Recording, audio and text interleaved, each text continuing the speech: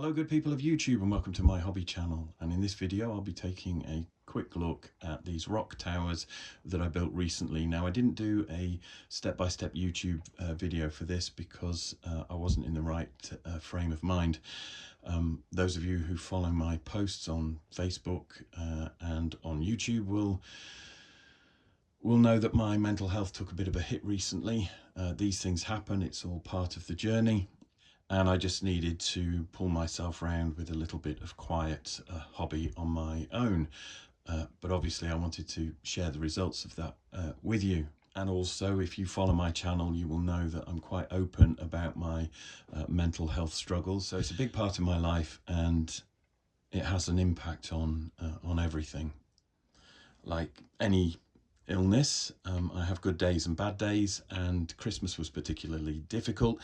And when I find myself sliding into a dark mood, I will often try and direct that energy, that anxiety, that emotion into doing something positive. And these rock pillars are the latest outcome of my battle with my own mental health. And obviously, you can hear from my voice now, I'm in quite a chirpy mood this morning. That's because I finished these. So these took about 3 days to make.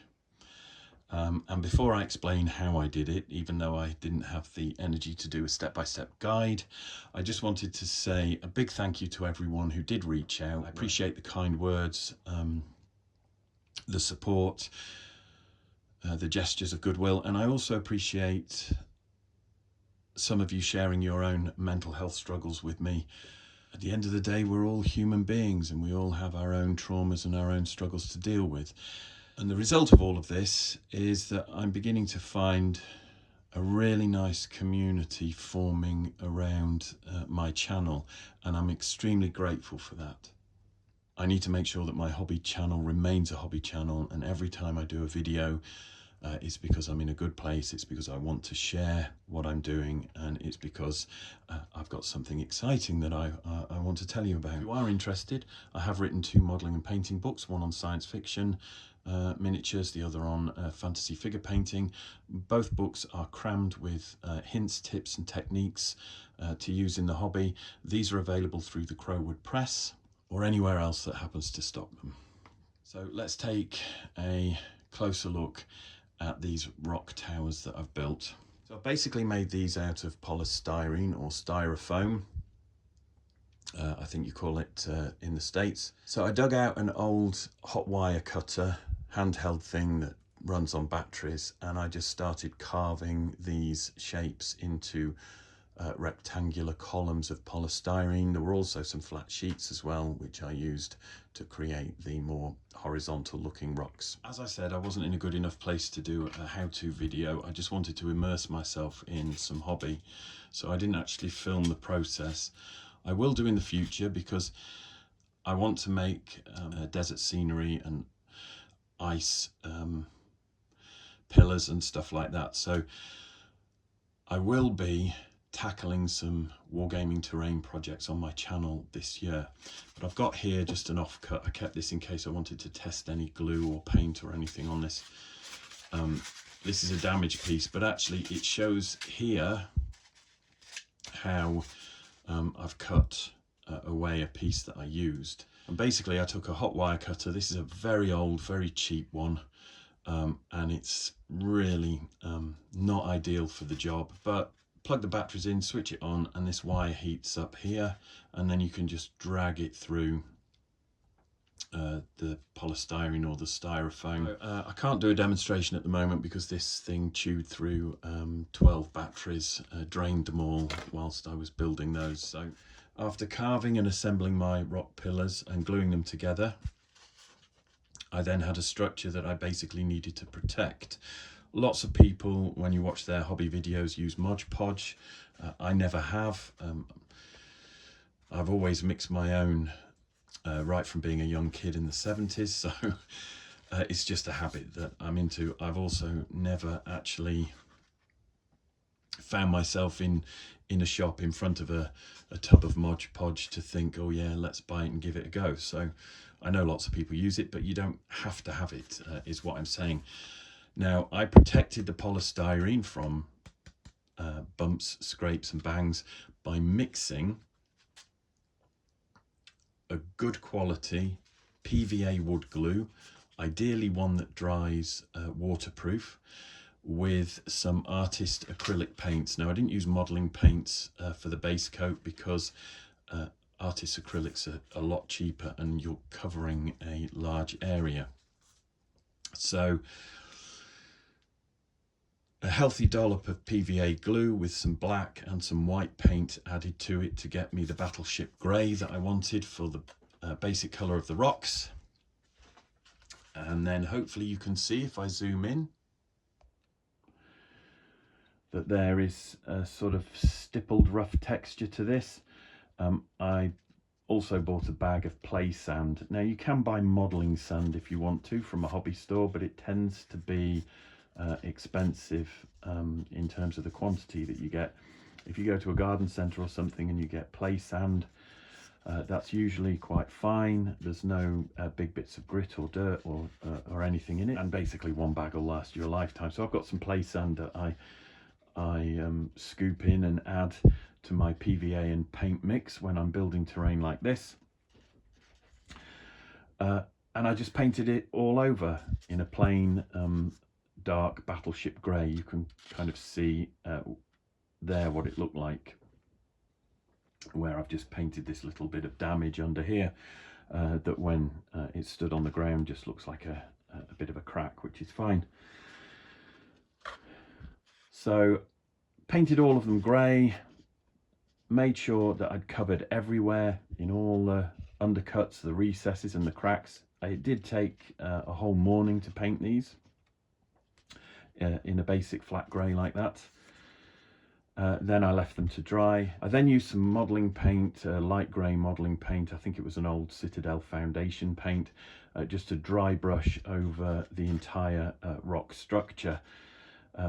I did that twice. So you do it once, you let it dry, and then when it's dry you come back and you do it again, and it creates a more intense highlight on all the edges. So that left me with just basic grey textured and highlighted rock pillars. Once I'd done that, I took some of the homemade Mod Podge, the homemade grey sandy paint that I'd made, and I mixed in some coarse gravel. This is the kind of thing you can buy for model railways, ballast, stuff like that. So I mixed that with some of the dark grey paint and a bit more glue, and just used a sculpting tool to press that and embed that down everywhere where I wanted to create the evidence of a rockfall. And then when that had dried, again it took a while, but when that had dried, I came in with the light grey and dry brushed over that. Then for the grassy areas, I just put down some PVA glue and I used a bright green modelling sand, right? And that is the same sand that I've used on some of these old school fantasy miniatures here. I do have a collection of miniatures that don't fit with my Warhammer the Old World stuff, and rather than neglect them, I'll be building some small sort of 2nd and 3rd edition Warhammer compatible armies using old techniques and old styles of painting. Now this is just bright green modelling sand that has then had a shamrock green speed paint wash applied to it. So I've thinned some speed paint down with some glaze medium and matte varnish, and it sinks in around the sand, and what you end up with is a finish that looks a bit like a sawdust scatter, but it's far more durable because it's coloured sand. So that's what I did on all the grass areas as a base layer. It's just a bit more robust, it's a bit more durable, and it means that the flock doesn't fall off and thin over time, leaving you with grassy patches that look bare and moth-eaten. So a good solid layer of modelling sand on there. Then I came in with the Absolution green mixed with matte varnish. Painted all the grass patches like that, and then left those to dry. After that was done, I then had my textured grey pillars with all the rubble and patches of fairly bright and not very realistic looking grass. I then came in with a flat earth and then a khaki or a sort of a cream on top of that, dry brushed everywhere. You can see how I've just feathered in the earthy brown colours at the bottom of the rock columns. I've also done it around the piles of rubble and anywhere where dirt would accumulate and bleed down the rocks, and also around some of the edges of the grass. And that then just left the grass to dry brush. I used a 50-50 mix of clear green and pale green. These are Reaper Mini paints, designed for the Bones series. I think I just use these because when you mix these two together for a 50-50 mix, you get quite a good comparison to the old Goblin green that Games Workshop used to manufacture. But I also have plenty of this paint, so that gave me a mid-tone to dry brush, and then I created a highlight, again a 50-50 mix of livery green and moon yellow from Vallejo, just to give myself the variation in colour that you can see there. And another reason why I chose to use sand rather than static grass was because I want these rock pillars to work at different scales. I don't just want them to look like they're 28mm, because a rock pillar like that could be placed on a blue sheet and used in a fantasy naval war game like Man of War, as a towering structure that's coming out of the ocean. You don't want it covered with 3 or 4 mil long static grass in a game like that. So I've tried to keep this as old school and as generic as possible, whilst also applying some nice weathering techniques and bits of sponge and foam and grass tufts where I felt it was appropriate to do so. And that's about it really. And all of these were basically inspired by the photographs that I've seen in some of the old White Dwarf magazines that I've been collecting again recently. I've done some videos, some retro flick-throughs, so if you haven't seen those, please check them out, because I do tend to focus on the old painted models and the photographs of armies on the wargaming table, because I love all that old school terrain. Not only did I want this to work at different scales, but I also wanted it to work with different genres as well. Now, okay, these are probably a bit too fanciful to work with historical war games, I accept that. But I did want them to work with fantasy as well as sci-fi, so I want to be able to use these not just with Warhammer the Old World or any previous versions of Warhammer Fantasy. I potentially wanted it to work with Lord of the Rings. I wanted it to work with other fantasy battle games at different scales. And I also wanted it to work with science fiction. And that might sound a bit weird because it's all very green and lovely, but I'm rebuilding my old Catachan Jungle Fighters army. So some of these rock structures poking out through the canopy of trees and so on, I think would be fantastic for the wargaming table. But I also like the old Warhammer 40,000 Rogue Trader photos that you see in White Dwarf, where you've got sci-fi models and crashed spaceships that have been made out of margarine tubs and things like that, lying in amongst terrain like this. So there was a very long tick list of things that I wanted to achieve with this terrain. Hopefully I've managed that. So what I want to do now is just zoom in a little and show you what this terrain looks like with a few figures standing on or around it. One thing I didn't get to show you yet was this flat hillock that I created just out of a spare piece that I had left. Now I will probably paint the underneath of these with a mix of glue and just something like a black paint in order to protect it so that it doesn't get damaged underneath and start falling apart from the inside out. But I created that flat hill there. It can be used as a hill like that. You could put an artillery piece on there if you wanted to in a fantasy game, or you could even stick a building on there. But I kept this separate so that I could swap around some of the different rock towers and give them a wider base if I wanted to. The nice thing about this is you can choose where you place it, so it could go off to the back, giving you some room at the front there. You could have it in the middle. You can change the orientation of it. So lots of flexibility with a modular system like this. So I'll kick off with some 28mm figures. I've got an old Thrud here. And then there's a halfling there that I sculpted for the Battle Forge. And hopefully you'll agree that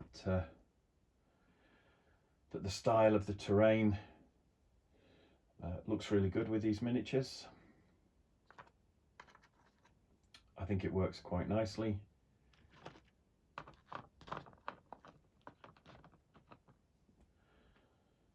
So I'm happy with the way that they turned out, and I think they'll be a really nice backdrop for a Warhammer fantasy game when I get round to playing them this year. I also wanted the terrain to work with some old Rogue Trader miniatures that I've got, or Warhammer 40,000.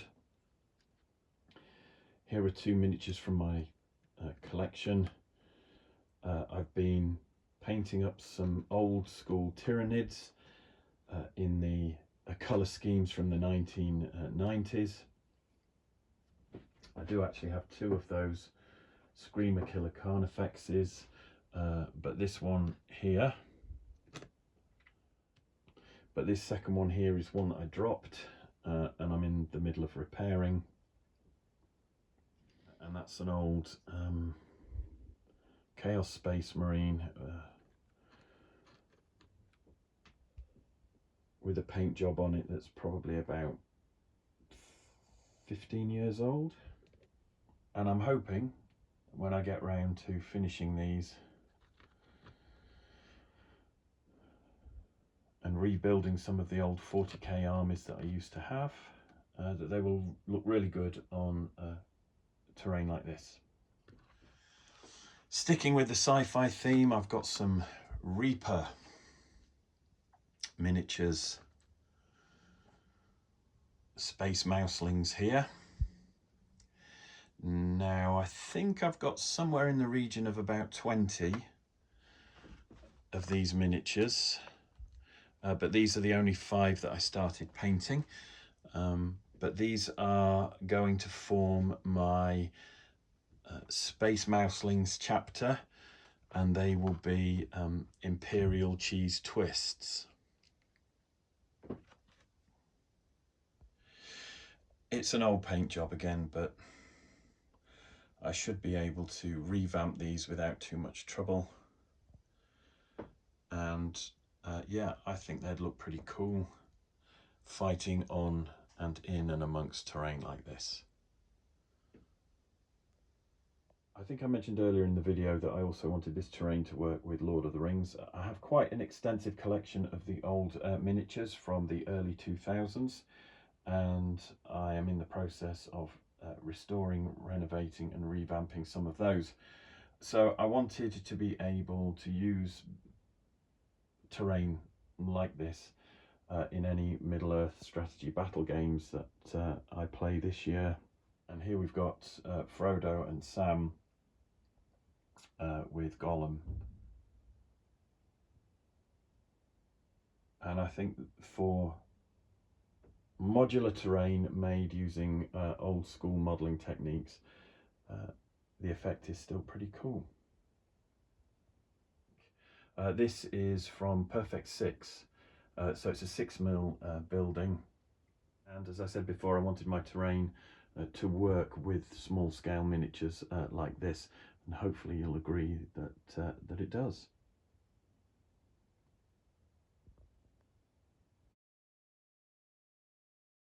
And speaking of small scale, here we've got some 10mm high elves from Pendrakon Miniatures. I have a feeling I featured these very briefly in my fantasy modelling book, and I do have an elf warband and an orc warband from Pendrakon that I want to get painted up and based, hopefully so that I can use it in Warmaster. I still have a Warmaster rulebook, so I'll probably end up rebasing these elves because I'm not sure that the base sizes are compatible with the Warmaster rules, but I'll deal with that at a later date.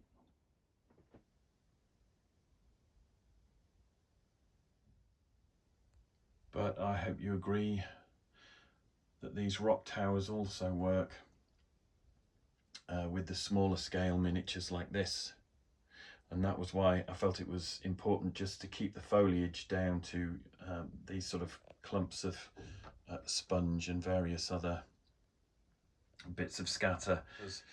With 28mm miniatures it might look like a small shrub, but down at 10mm scale these start to look like bushes. But I haven't placed anything on these rock towers that would look out of scale with any of the miniatures that I've got. And lastly, I thought I'd take a look at a handful of the Romans that I've sculpted. I know a lot of you want to see more of these guys, and I will be doing some modelling and painting videos for these cartoon Romans when Andy at the Battleforge sends me a few more samples to paint up.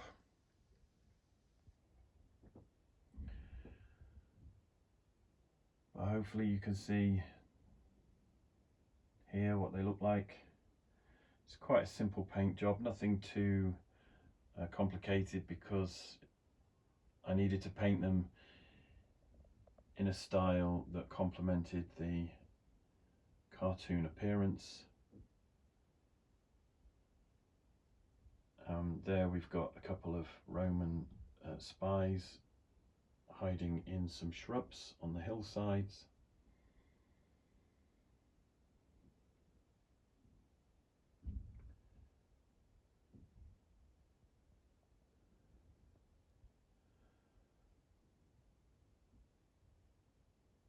So there'll be plenty more videos featuring these guys this year. I also hope to play test some of the historical rules to see if they would work for cartoon battles on cartoon wargaming tables where we need cartoon outcomes. I have got some Saxons that I've sculpted that would also work as Gauls for those of you who might be interested, because yes, these have been inspired by the Asterix comic books that I used to read when I was younger.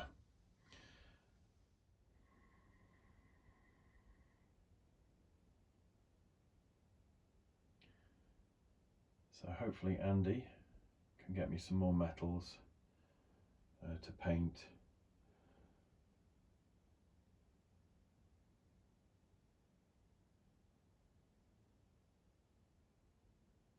And then I'll be able to feature these guys a lot more. As always, thanks ever so much for watching. I hope you've enjoyed this quick look at my rock pillars and some of the models that I'm hoping to use on the gaming table with this terrain. And I hope you've enjoyed another brief sneak preview of some of my cartoon Romans. If you have, please smash that like button. Please hit subscribe for more videos like this. Please feel free to share my videos as well, as it helps defeat the algorithms.